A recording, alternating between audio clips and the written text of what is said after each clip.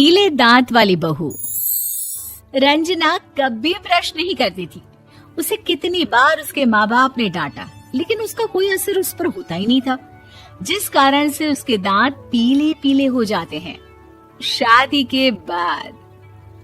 अरे बहू, वैसे तो तुझ में कोई कमी नहीं है, पर तेरे दांत इतने पीले कैसे हैं बेटा? कैसे मतलब? कोई सर्जरी थोड़ी ना कराइए। वो तो क्या नाम, मैं ब्रश नहीं करती थी तो पीले हो गए। अब क्या करूं? आप कहे तो लाल करवा लूं या फिर काले? यार ये क्या है, क्यों माँ से लड़ रही हो? लड़ रही हूँ? अरे मैं लड़ रही हूँ या ये बोल रही है कि दांत पीले हैं, पीले। अरे तपस्या थोड़ी ना की है इन्हें पीले करने के लिए। बकायदा ब्रश नहीं किया है 20 साल तक, तब जाकर। छी, कैसी बात कर रही हो? ये उस वक्त तो पीले नहीं थे जब हम लोग तुम्हें देखने आए थे।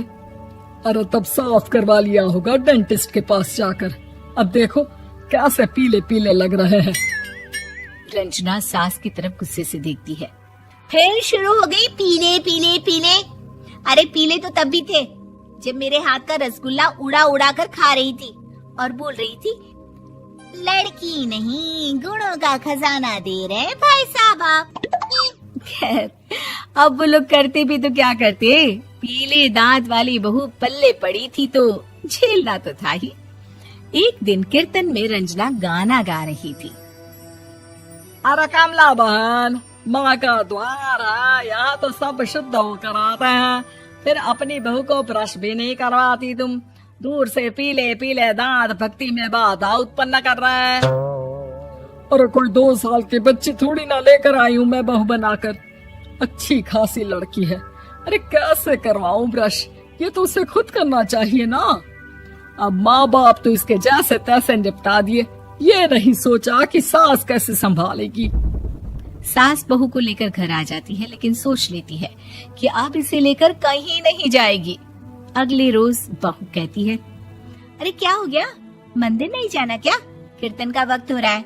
मेरी मधुर वाणी से कान्हा जी जागते हैं और सोते हैं।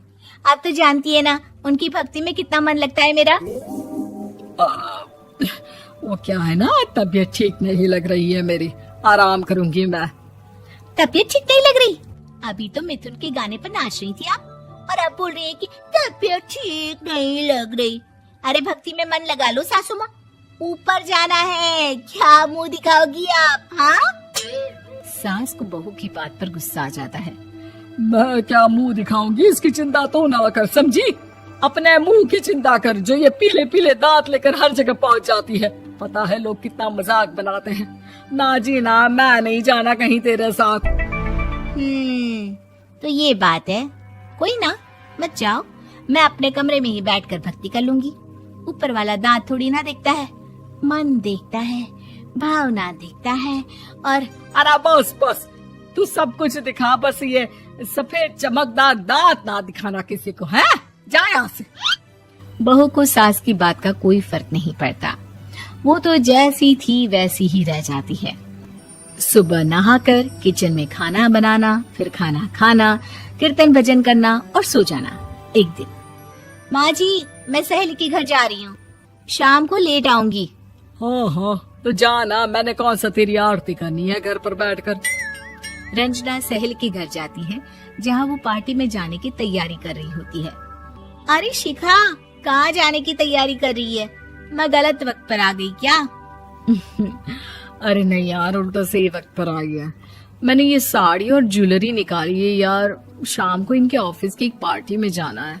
बताना कैसा लग रहा है ये सब? नहीं यार, इस ड्रेस के साथ तो वो वाली ज्वेलरी अच्छी लगेगी। हाँ सही बोल रही है, मैंने ध्यान ही नहीं दिया। वैसे तो हमेशा से मस्त फैशन सेंस रखती है। तो बड़ा जाती होगी ना पति के साथ पार्टी में। रंजना कुछ नहीं बोलती, बस सोचती है कि यार काश ये बात सही हो जाती, पर मैं क्यों नहीं जाती पार्टी में? क्या इन लोगों की कोई पार्टी होती नहीं होगी? रंजना घर आती है और रात में पति से सवाल करती है, एक बात बताइए, आप मुझे किसी पार्टी में क्यों नहीं ले जाते? क्या आपके यहाँ ऑफिस में पार्टी नहीं होती? पति बेचारा क्या कहता कि दांत पीले हैं तुम्हारे इसलिए। अरे कोई पार्टी होती नहीं हम लोगों के ऑफिस में, तो कहाँ से लेकर जाऊं? और मार्केट, मॉल, कहीं वीकेंड घूमना, कहीं तो। अरे यार सारे हफ्ते में एक छुट्टी मिलती है, तो सोचता हूँ कि आराम ही कर लूं। क्यों? रंजना मन मार के रह जाती है। पहले कभी सास के साथ मंदिर जाया करती थी, लेकिन वो भी सास ने ले जाना बंद कर दिया। घर बैठी बैठी रंजना बोर हो जाती है। तभी उसे आइडिया आता है और वो मायके जाने का सोचती है। सासू माँ, 2 दिनों के लिए मम्मी के घर जा रही हूँ। अच्छा अच्छा ठीक है, आराम से जा। और हाँ, माँ से कुछ अच्छी आदत सीख कर आना कि कैसे शरीर के हर भाग की तरह दांतों की सफाई भी जरूरी होती है, समझी? शुरू हो गई ना आप? वो लोग आपकी तरह नहीं है कि छोटी छोटी बात का बतंगड़ बना दे। उन लोगों के लिए मैं मायने रखती हूँ, ना कि मेरे पीले पीले दांत। रंजना माँ को बिना बताए उन लोगों को सरप्राइज देती है, लेकिन जैसे ही वो दरवाजे पर पहुंचती है, अंदर देखती है कि घर वाले कहीं जा रहे होते हैं। अब माँ, काश रंजना दीदी के दांतों वाली प्रॉब्लम नहीं होती, तो वो भी हम लोगों के साथ चलती ना बुआ जी की बेटी की शादी में।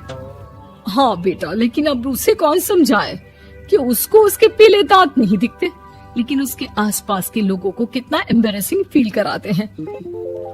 मुझे तो कितनी बार उसके स्कूल की टीचर ने शिकायत की कि उसके साथ कोई लड़की बैठना भी नहीं चाहती, और ना ही कॉलेज में कोई उससे बात करना चाहता था।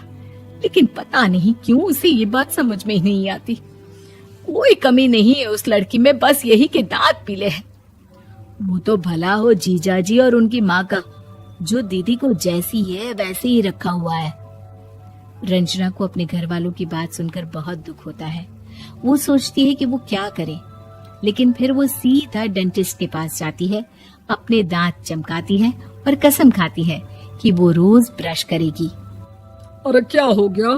तुम तो 2 दिनों के लिए गई थी ना, पर कोई ना, अच्छा है, चलो आ गई तो। रंजना सास के सामने आकर खड़ी हो जाती है और पूरी स्माइल करती है, उसके चमकदार दांतों को दिखाती हुई। हैं? चले मंदिर। माँ, मुझे माफ कर दीजिए, मैंने आप लोगों को बहुत एम्बैरेसिंग फील करवाया। मैं आज से रोज ब्रश करूंगी।